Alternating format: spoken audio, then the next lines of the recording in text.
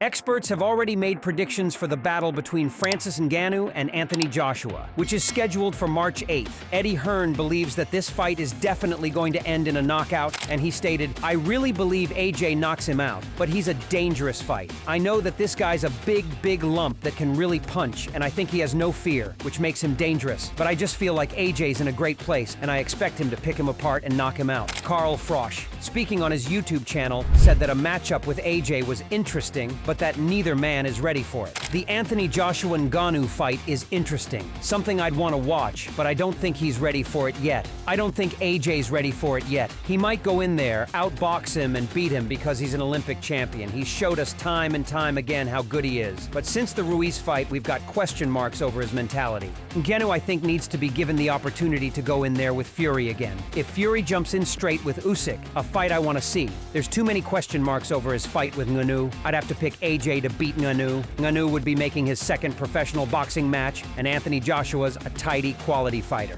Fraser Clark definitely thinks that Anthony will come out as the winner, and he stated, "The good thing is about that one with Ngannou and Fury, we've already had a look at him now. Before, Fury was like the tester. He had to get in there when he wasn't quite sure, and neither were we about what he was going to get. I think Joshua can beat him, and can beat him well." After Anthony's loss to Alexander Usyk, Mike Tyan gave Anthony some advice, and it looks like he's following it pretty well. What advice would you give to somebody like AJ?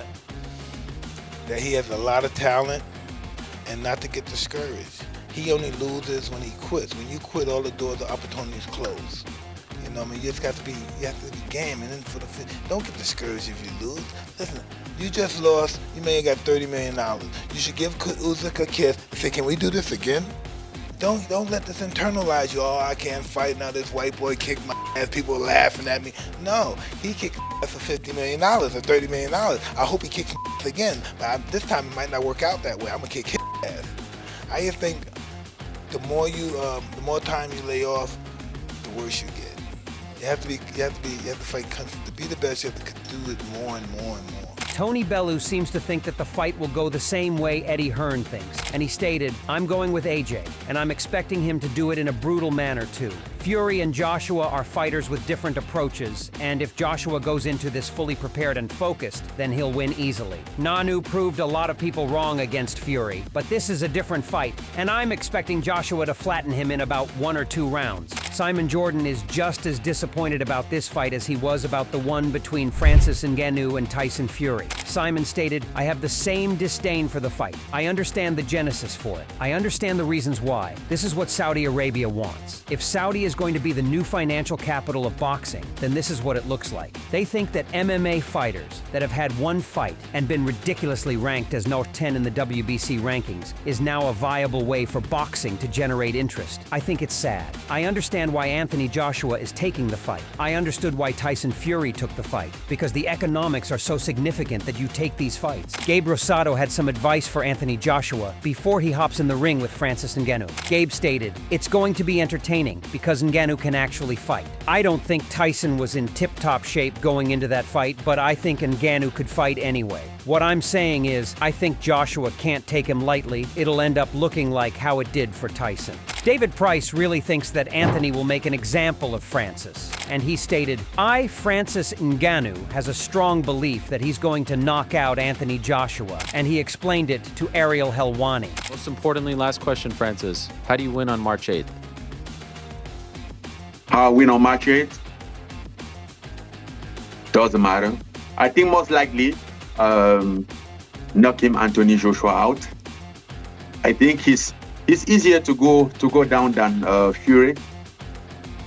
I mean, not like he's not a strong fighter, he's a very tough fighter, but he's easier to send down than Fury, and then it's harder for him to get back up than Fury.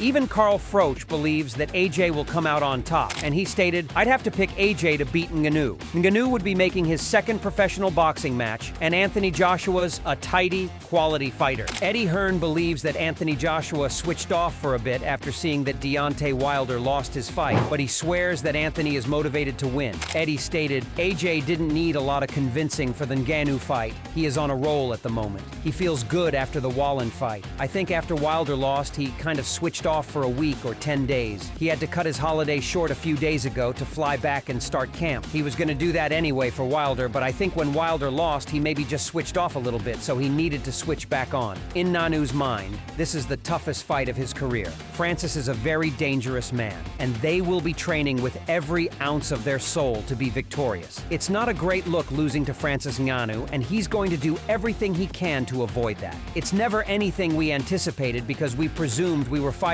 Wilder in March. The only time I talked about Ngannou was after the Fury fight, but we didn't get anywhere.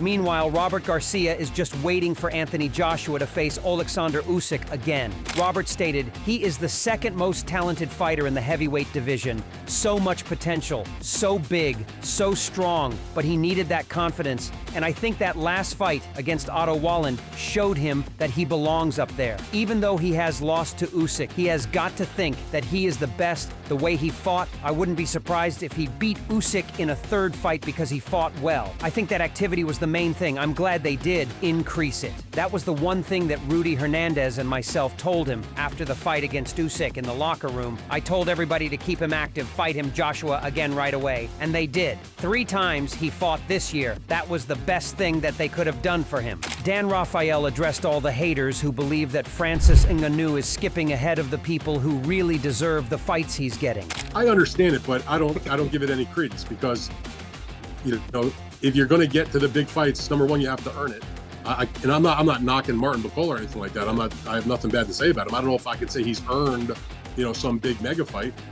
And when you're a star and the fans want to see you and you have a certain level of accomplishment, even in terms of Ngannou, what's in the mixed martial arts field, you know, that has its privileges.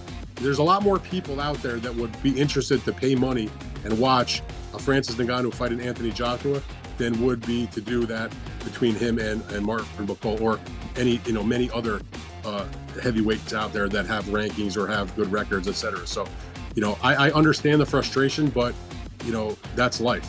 You know, we all are grown-ups here, and, you know, it's business, and that's the way it goes. And if you don't like it, then do something about it. And the way you do something about it is take advantage of when you get opportunities and go out there and look spectacular and get a knockout and make the fans want to pay to watch you fight. Zhilei Zhang seems to think that no one is going to let Anthony Joshua fight him, and he stated, "I can't say I'm disappointed. It's a matter of personal choice. Joshua has his personal choice. If you look at Ngannou, he's come into the sport and has a record of 0-1. He's the cash cow. If I fought Ngannou, I would make a ton of money. What is boxing? Is it a business or a competitive sport? That's the question. Actually, I never thought this fight would be made. If Joshua believes he only has a 40% chance he can beat me, it won't happen. I don't even think it's a 60-40 in his head. Eddie Hearn will not let him fight me. It's too much of a risk." If you enjoyed this video, make sure to subscribe and check out some of our other videos on the screen right now.